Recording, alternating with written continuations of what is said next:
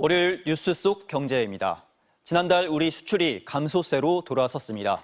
트럼프 행정부의 관세 부과 영향인 건지 우리 경제에 어떤 영향을 줄지 이성일 경제 전문 기자와 짚어보겠습니다. 안녕하세요. 안녕하세요. 네, 우리 경제는 수출이 버티고 있다. 지난 2년간 우리 경제에 대한 평가였어요. 그렇죠. 그런데 갑자기 수출이 줄어들었다. 이건 미국의 관세 조치 때문이라고 봐도 되는 걸까요? 네, 감소폭은 1.3%였거든요. 이거 자체로는 크지 않은데 내용을 좀 들여다보면 서서히 관세 정책의 영향이 나타나는 것을 볼 수가 있습니다.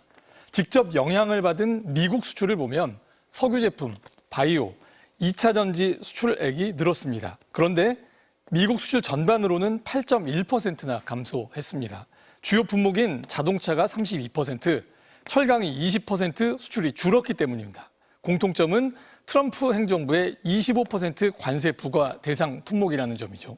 본격 가동한 현대차 조지아 신공장처럼 수출을 대체하는 효과가 지속될 요인도 있고요.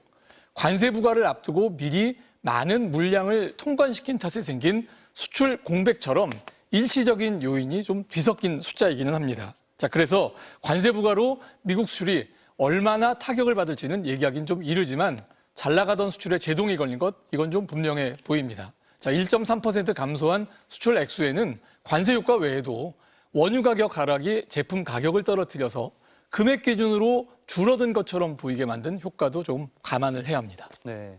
우리나라에서 미국으로 수출하는 것도 문제지만 네. 다른 나라에서 역시 미국으로 수출하는 것도 문제가 될 수밖에 없을 것 같은데 그렇죠. 결국엔 그 다른 나라들, 그 현지 공장에 있는 우리 기업들도 타격을 받을 수밖에 없을 것 같은데 뭐 어떻습니까? 그렇죠. 최종 목적지가 미국인데 그 수출품을 만드는 우리 기업들의 현지 공장, 여기가 좀 영향받았고요.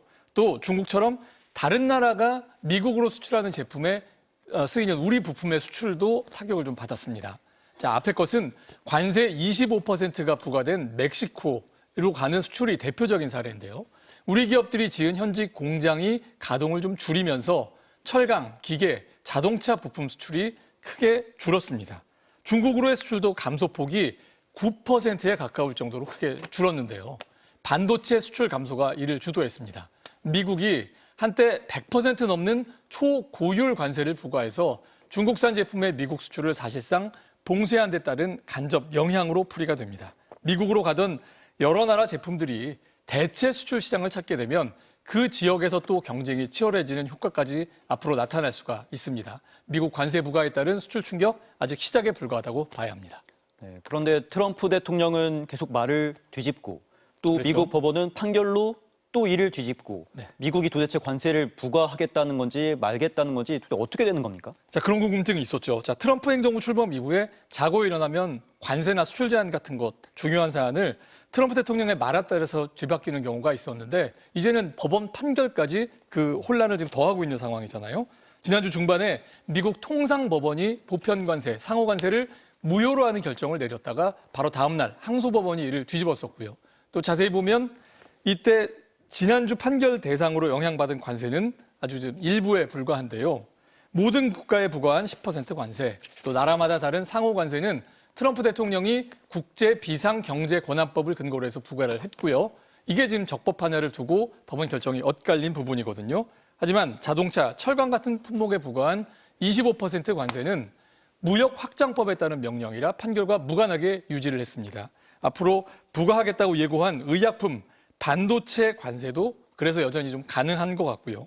앞서 워싱턴 리포트에서 보듯이 백악관은 또 다른 대안들도 마련을 하고 있는 것 같습니다. 네, 어찌됐든 이런 불확실성 자체가 수출을 중시하는 우리 경제 입장에선 뭐 좋을 게 없을 것 같은데요. 그렇습니다. 좀 내일 대통령 선거로 들어서 새 정부는 시한을 한 달 앞으로 남겨놓은 까다로운 미국과의 상호관세 협상 지금 일단 대응을 해야 되거든요. 수출은 작년에는 10% 정도씩 늘어나면서 경기를 떠받쳤다가 이미 트럼프 대통령 당선 전후로 지금 주춤해진 모양인데 앞으로 이 대미 협상에서부터 이 수출 회복의 실마리를 찾아야 할 겁니다. 소비 부진, 건설 경기 침체는 이제 기업들의 설비 투자 부진으로 확산되는 추세를 지금 보이고 있거든요. 한국은행이 지난주 올해 우리 경제 성장률 전망을 0.8%로 대폭 낮춰 잡았고요. 또 OECD 같은 국제 기구들도 이에 곧 뒤따를 것으로 보이는 배경이 바로 여기 있습니다. 새 정부가 맞닥뜨린 난제들 무엇을 어떻게 풀어낼지 우선순위를 정하는 것부터 고심해야 할 걸로 보입니다. 네, 내일이면 새 정부가 결정될 텐데 어려운 과제를 받게 됐네요. 그렇습니다. 이선일 기자 잘 들었습니다.